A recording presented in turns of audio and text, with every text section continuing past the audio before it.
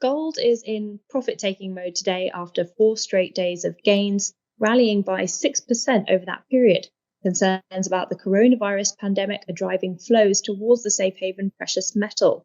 So will the gains continue? Mark O'Byrne is the research director at Goldcore and joins me now to discuss. Mark, good to speak to you. We're seeing gold come off a bit, as I mentioned. Do you think that's just a bit of profit taking? Yeah, I think so. It was quite a big move up in recent days, and particularly yesterday. I think we were up nearly 3%. Gold futures yesterday and silver futures were up nearly 5%. So it was a big gain on the day, and obviously stock markets had massive gains yesterday as well. So yeah, you would expect a bit of profit take in the short term, and who knows, we could go lower again in the short term. But I think, yeah, the medium and long term outlook is very strong indeed. So it looks like price action's really trying to test that $1,700 mark. Can you see it pushing above on a sustainable basis? I can, yeah, no, absolutely. The only question is if, really, or when, should I say. It's not a question of if it goes over 1,700, because the scale of the crisis is just so huge, and it's leading to, I suppose, money, not printing, electronic creation of currencies on a scale never seen before in the history of mankind, you know. I just, overnight, I think Goldman Sachs saying that the US national debt in the next 2 years alone is going to increase by $4 trillion, you know, and they already had a massive national debt, and the total GDP ratio is going through the roof, and that's just the national debt. There's also the corporate debt and the mortgage debt and the credit cards with the car loans and the students and all the rest. So there's you know, and they're going to bail it all out. So they're going to create trillions and trillions of dollars, euros, and pounds. And ultimately, it's not really that gold's going to be going up per se. It's that these currencies are going to lose value over time versus assets, particularly real assets like gold.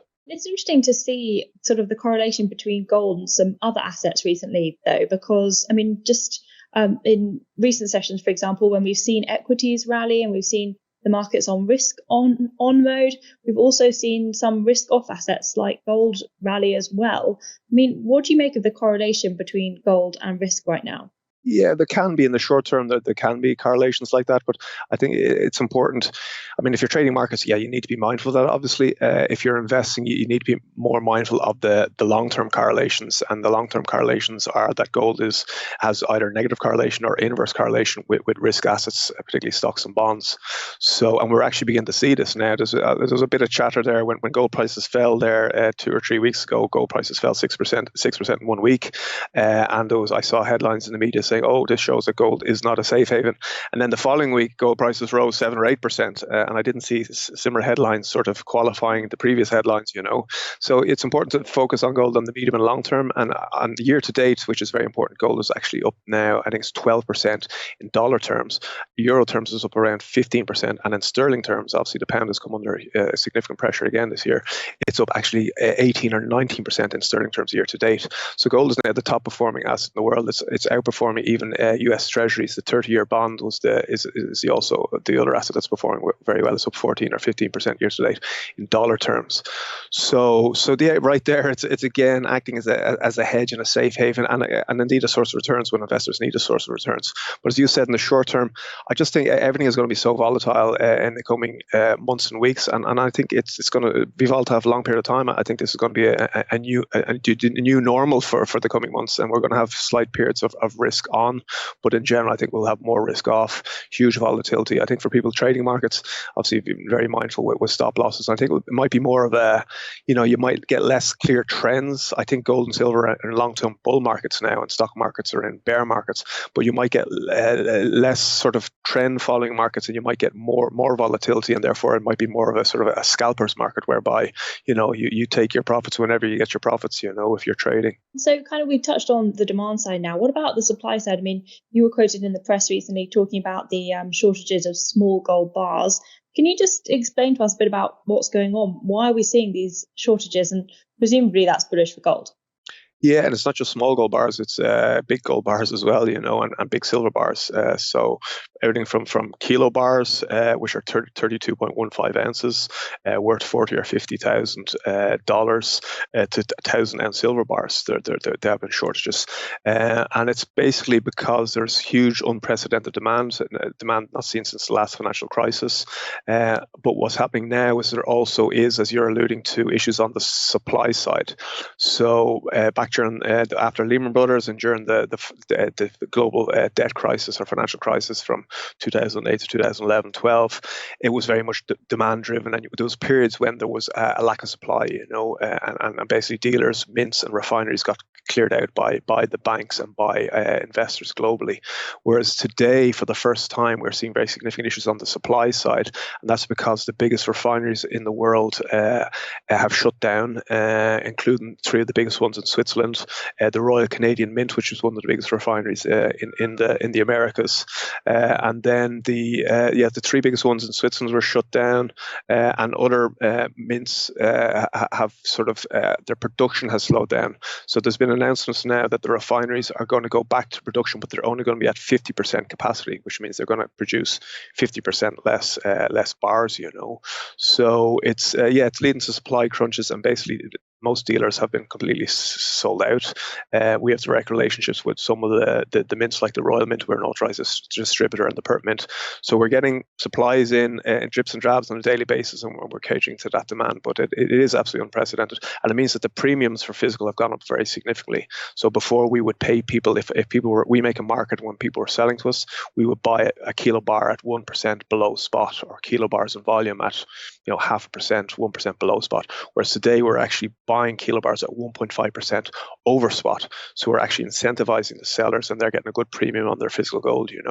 So the question is this a short-term aberration? And once the pandemic's over and the supply chain issues are rectified, will the premiums come back, and will the supply come back? And I think it will, but it's hard to know in terms of the supply issue. I think we may continue to have supply issues, because I think the demand is going to remain at very elevated levels in the coming months and years. So I think we may see a new normal whereby premiums remain elevated, and there will be ebbs and flows and peaks and troughs. But I think the coming months and years, there will be more risk off than risk on, and therefore safe haven demand will continue. Okay, so let's talk about silver a little bit now, because in terms of today, we're seeing silver continue its rally despite the slight pullback that we're seeing in gold. I mean, do you think there are opportunities in silver right now versus gold? And do you look at the gold-silver ratio closely?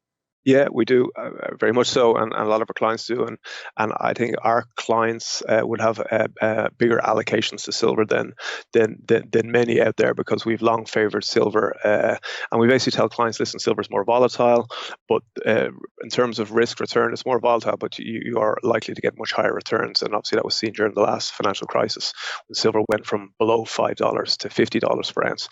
So today the ratios you alluded to there it's about 110 to 1. 100 to 1. It's come back a bit, obviously, just in the last few days, but it got as high as 110, 115 to 1 only a week or 2 weeks ago, and that's absolutely unprecedented. It's that's only happened a few times in history that the ratio has been so out of whack, and the ratio tends to be between, on the low side, 10, 15 to 1, 1, 0, 1, 5 to 1, and then the average tends to be 30, 40, 50 to 1. So I think we're going to see a reversion to the mean. And what's very interesting with silver is silver is actually supply inelastic. So when there's a global financial crisis or a global recession, or indeed a depression, there's actually less, the demand for silver goes up, particularly on the investment side, but the supply goes down, because there's very few primary silver mines left in the world. Most silver production comes as a byproduct of base metal mining, from zinc and nickel and other base metals mining. And a lot of those mines have actually shut down because we're on the verge of a financial crisis and are going into at least a recession, potentially depression, and therefore there's less demand for base metals. So if they mothball production, which many of them will, there'll be less supply of silver out of the ground. And only last week, Mexico, so two of the biggest producers of silver in the world are Mexico and Peru, and both of them, they're hoping to get exemptions in terms of the lockdowns in the various countries in terms of what industries could operate and not operate, but they didn't get exemptions elections and those presidential decrees and executive orders in Mexico, and a similar thing in Peru, whereby they had to suspend production of silver. So there's a real supply issue there, and therefore it's not the whole supply chain is at risk. It's not simply the refineries and the mints; it's actually the supply issues from the mines as well. And I think that will rectify in time. But I think the bigger issue is that the base metals mining is probably going to slow quite significantly, and that will impact the supply of silver out of the ground. So I think long term, silver at $50 per ounce, I think is very conservative estimate. I think we'll get back there in the next 2 or 3 years, and that's quite significant gains from what were $15 today. All right, Mark. Thank you so much for your time as always. Pleasure, Victoria. Thanks for having me on. That was Mark O'Byrne, Research Director at Goldcore. I'm Victoria Scholar, and thanks for watching IGTV.